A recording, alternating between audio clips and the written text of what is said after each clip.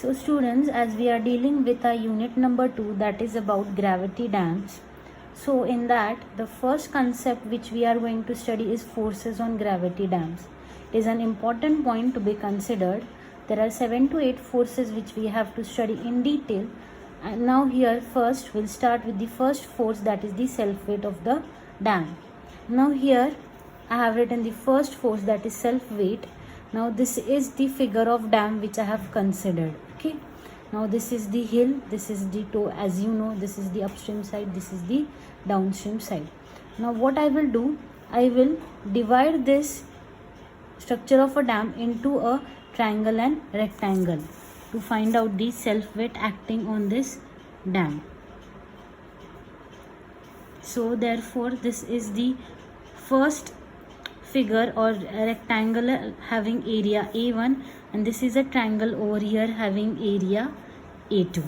Now the weight is in gravity dam, the weight of the dam is acting in vertical downward direction. So therefore weight here acting will be W1 and this is your W2.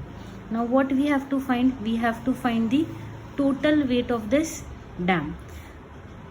Now for finding the total weight, what we have to consider, now this dam is a structure and it is a huge structure. So what we have to consider, first of all we have to consider width of the dam to be unity, that is 1 meter.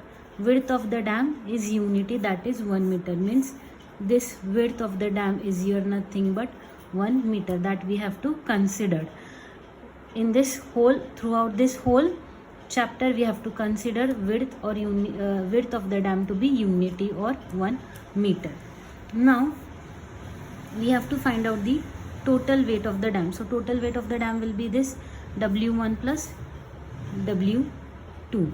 So now we know that is unit weight is equal to weight divided by volume. This we knew, unit weight is equal to weight divided by volume. So therefore W1 can be written as unit weight is nothing but 1, volume into volume means what? Whatever area you are taking, that is A1 into gamma. As the structure is made up of concrete, so gamma C. Gamma C is nothing but it is concrete, it is gamma value of concrete. Okay, now similarly W2 will be 1 into A2 into gamma of C. Now so therefore total weight we are having as addition of these two, W1 W2.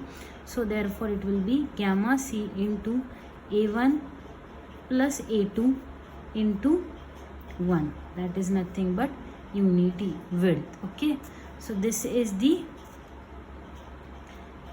formula for self weight of a dam. So this is nothing but this is your first force acting on the gravity dam, that is self weight gamma C is the concrete value of gamma into area of A1 plus A2 into width we are considering 1. Now we'll go to the second force. Now second force which we are considering, that is nothing but force due to water pressure. Now water pressure, it is the force acting on the dam, it is the external force which is acting on the dam. Okay, it is the first and very important external force which is acting on the dam. Now here the water is striking on the upstream face of the dam. So whatever the water pressure force is acting, it is acting on the upstream dam, and some part of water is going to the downstream. So we have to calculate the pressure over here and over here, and whatever the pressure is acting, its kind of pressure is hydrostatic pressure. Hydrostatic pressure means water is not in motion, water is stable. Static means stable, no motion. So therefore water is acting on the upstream face, but it is at stable nature, it is not in motion. So first of all I will draw a figure. Okay,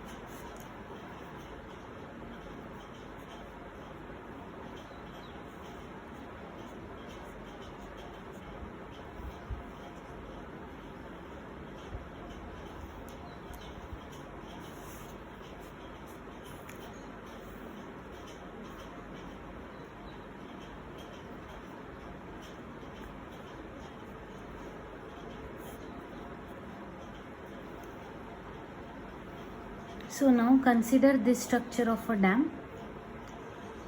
This is the upstream phase, this is the downstream phase. Water is striking at upstream phase, some of the water is collecting at downstream phase. So this triangle is nothing but it represents your hydrostatic pressure acting on your upstream phase of the dam. Okay, similar triangle we have drawn here that represents your hydrostatic pressure diagram.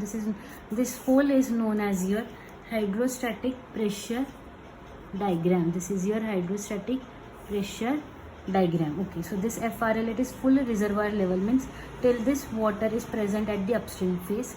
H is nothing but height of the water till this FRL level. This is the triangulation at your upstream phase and triangulation at your downstream phase. At here water is being stored till height of small h. This is small h. Pressure is acting at upstream phase, that is nothing but PU means upstream pressure and PD means pressure at the downstream. And this WW means as some water is getting collected here, so this water is also exerting some weight in downward direction, that is WW. So we are considering this hydrostatic pressure diagram. So now here upstream pressure is acting at this side. So now below we need to calculate pressure at the base, at the bottom of the dam or at the base of the dam. So what will be the pressure acting at the base of the dam? It will be nothing into gamma W into capital H, or gamma W can be written as rho G into capital H. This is the pressure, or you can say weight acting at the base of your dam at the upstream phase, that is gamma W into H. Now here pressure is acting here too at the downstream bottom, so that will be gamma W into small h, gamma W into small h, or you can write as rho G into small h. Okay, so these are nothing but pressure acting at the bottom of your dam. Now but here we need to find out the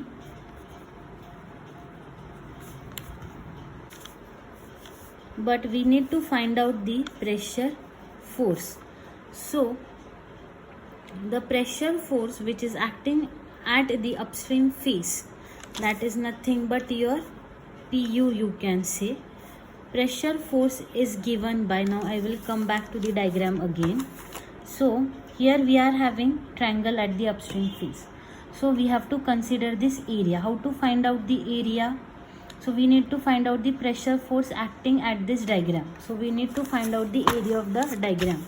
So that will be nothing but half. Base is nothing but your gamma W H and height is your H. Okay, half base into height. So therefore half gamma W H square. So this you are getting the pressure force, and this pressure force is acting at a distance of h by 3 from the bottom of your dam, by center of the triangle. Again come back to the diagram. Now this PU, pressure force at the upstream phase, is acting at a distance of h by 3 from the bottom of the dam. This is from the center of the triangle. Similarly, pressure force acting PD, it will be also acting at small h by 3. Okay, this whole is your h, and this distance will be h by 3, small h by 3. So that is half into gamma W into h square, which is acting at small h by 3. So this is the pressure force at your downstream side. Pressure force at your downstream side will be half rho W into h square, and which is acting at small h by 3 from the bottom of the dam. So this is nothing but your water pressure which is acting on the dam. Now in some cases we are having the figure of the dam in this way. Suppose if we are having the structure of dam in this way, and this is the level again this is nothing but this is full reservoir level. Till this level your water is present. Okay, now what will happen, in some cases water will be till this point, you will be having water, and again drawing the pressure diagram, again at this side we are having the water. So this is the pressure diagram for downstream side. Height is your h, here your PD is acting at a distance of h by 3. This is the water which is acting in the downward direction. Again this weight also we have to consider, which is acting in downward direction. Okay, and next what will happen, we will be having a triangle on your upstream face also. So that will be nothing but in this manner. This is the hydrostatic pressure diagram, which is at the distance h again, and this is your upstream pressure which is acting at a distance of h by 3. Okay, so in some cases this is the structure of the dam. In that case you have to consider this weight of the water which is acting on the upstream side. How to find out the weight of the water? We are taking gamma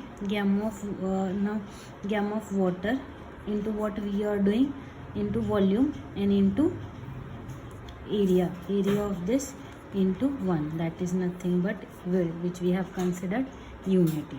So this is about the whole water pressure force acting on your dam.